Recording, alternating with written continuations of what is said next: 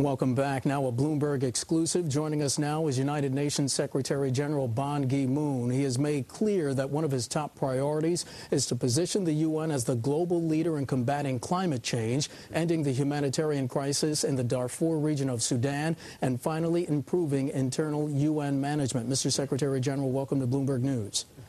Sir, I was wondering if we might start with something that Bloomberg has been covering since the very start, and that's the global economic downturn. Can you give our audience a sense on the impact that this has been having, especially on impoverished peoples around the world, and specifically what the UN's role is to try to change this? As the Secretary General of the United Nations, I have been deeply concerned by the impact this global economic downturn would impact to the most vulnerable people. I have been working hard together with the world leaders, particularly G20 leaders, that they should never lose sight of the challenges and plight of many developing countries, particularly most vulnerable countries. And I was very much encouraged by the decision at the G20 leaders meeting in London that they have decided to mobilize significant a package amounting to over $1 trillion. Sir, given the scope of the problem, do you think that's enough? That's not enough. Of course, there are huge challenges addressing this abject poverty, diseases, and food security. All these are something whole global leadership should take a global commitment and global response. And I have been working as voice of the voiceless people and the defender of defenseless people. I'm going to continue to raise this issue when I participate in Pittsburgh G20 summit meeting in September, and also at the G8 meeting in Italy. All right. Mr. Secretary, you've made climate change a high priority since you've been Secretary General. Why? This is an issue impacting whole humanity, even the future of the whole planet Earth. The global warming is impacting whole spectrum of our world. Therefore, we must address this issue with a sense of urgency. There is no time to lose. The Intergovernmental Panel on Climate Change has made it quite clear that this climate change is accelerating much faster than we expect. Is it imperative that the United States be a leader in that effort? United States leadership and active participation is extremely important. And now I'm very much encouraged that President Obama has been taking very active and proactive and forthcoming positions since he became the president. I count on the United States leadership and full participation.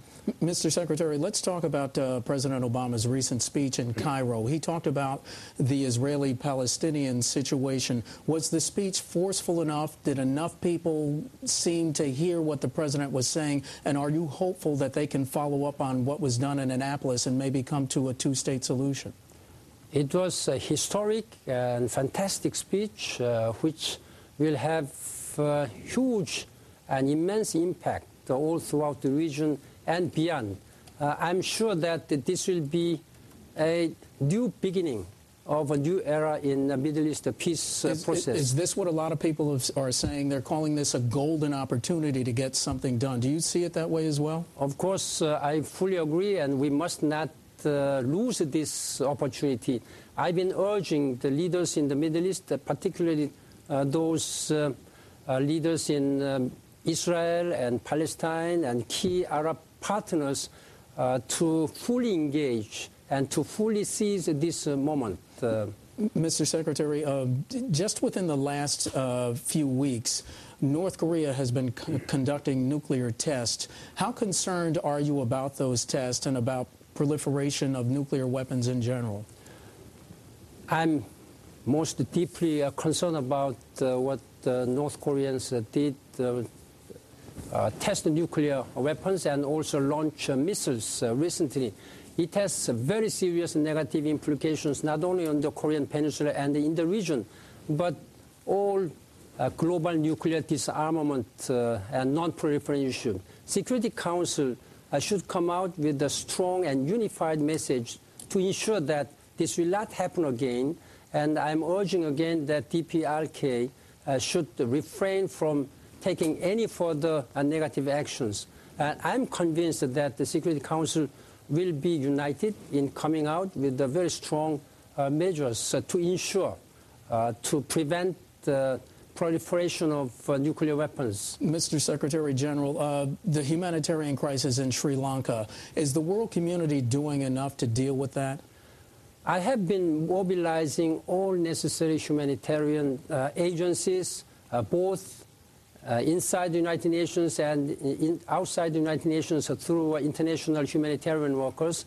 When I visited Sri Lanka a couple of weeks ago, and I stressed very hard that there should be an unimpeded access by the international humanitarian workers to the displaced persons camp. That has been done, and I'm going to continue to help Sri Lankan government to resettle them. Thank you, sir.